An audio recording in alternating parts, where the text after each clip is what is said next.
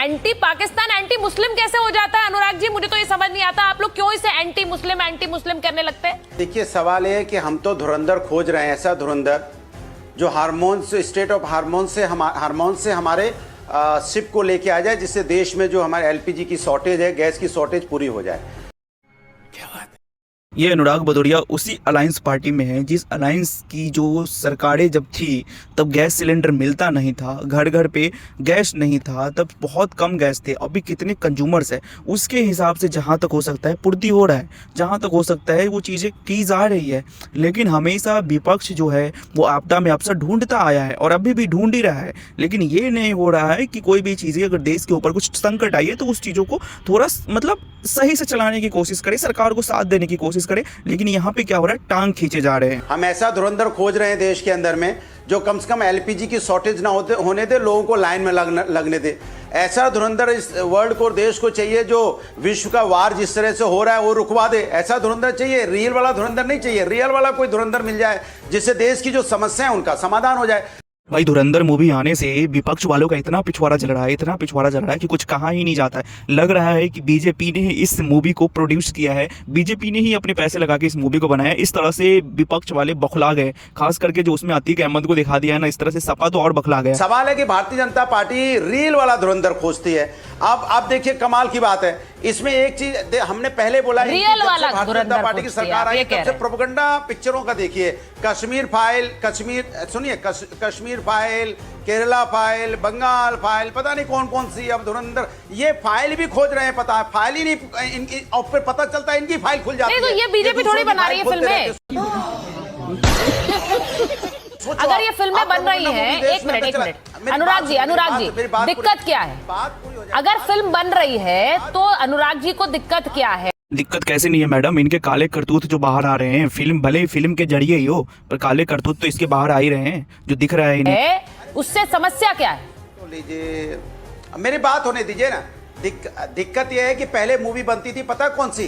पहले बनती थी मदर इंडिया, राष्ट्रभक्ति मूवी की, जहां पे माँ अपने बेटे को मार देती है, गलत रास्ते पे जा रहा होता है। ये है, आपने उपकार देखी होगी, मेरे देश की धरती सोना उगले उगले हीरे मोती। पहले तो black and white he picture बनती थी, अभी भी वही बना दे क्या? चीजें मॉडिफाई हो गई, टेक्नोलॉजी आ गई, तो फिर कुछ नए नए भी तो ट्राई किए जाएंगे ना, कि हमारे देश में पहले कितने काले करतूत हो चुके हैं। ये है मेरे देश की धरती की बात। आप धरती की बात कहां, आप विपक्ष की बात कर रहे हो। विपक्ष क्यों?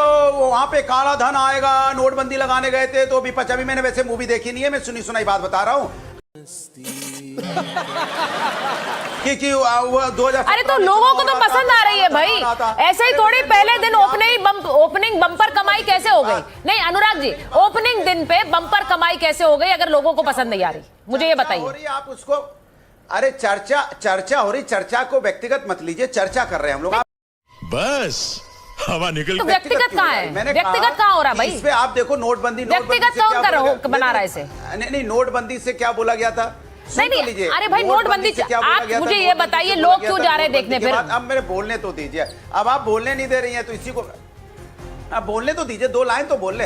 मैंने कहा नोटबंदी के बाद बोला गया था नोटबंदी होगी तो उसके बाद आतंकवाद खत्म हो जाएगा। आपको दिक्कत ये है कि उसमें अतीक अहमद दिखाने की कोशिश। चुनावी मौसम है इसलिए धुरंधर 2 में चाय वाला, सच में यार ऐसा तो नहीं है, क्योंकि वेस्ट बंगाल में भी इलेक्शन है, तमिलनाडु में भी इलेक्शन है, केरल में भी इलेक्शन है, इसीलिए तो ऐसा नहीं दिखाया गया है धुरंधर 2 में नरेंद्र मोदी को। अब ये तो पता नहीं भाई क्या नैरेटिव है, क्या प्रोपेगेंडा है, समझ में नहीं आ रहा, लेकिन दिखाया तो जरूर गया है। और इलेक्शन भी है, क्योंकि मीडिया भी यही चीजें दिखा रही है।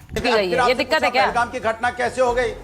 अरे मैं बोल रहा हूँ, फिर आप व्यक्तिगत हो गए। मैं बोलने दो ना मुझे, मेरे सेंटेंस पूरा हो जाए फिर। सिद्धार्थ यादव जी को लीजिए। मैंने कहा कि इन्होंने कहा। सिद्धार्थ यादव जी, मुझे ये बताइए, इस फिल्म को लेकर ये आपकी बीजेपी के प्रोपेगेंडा फिल्म है क्या?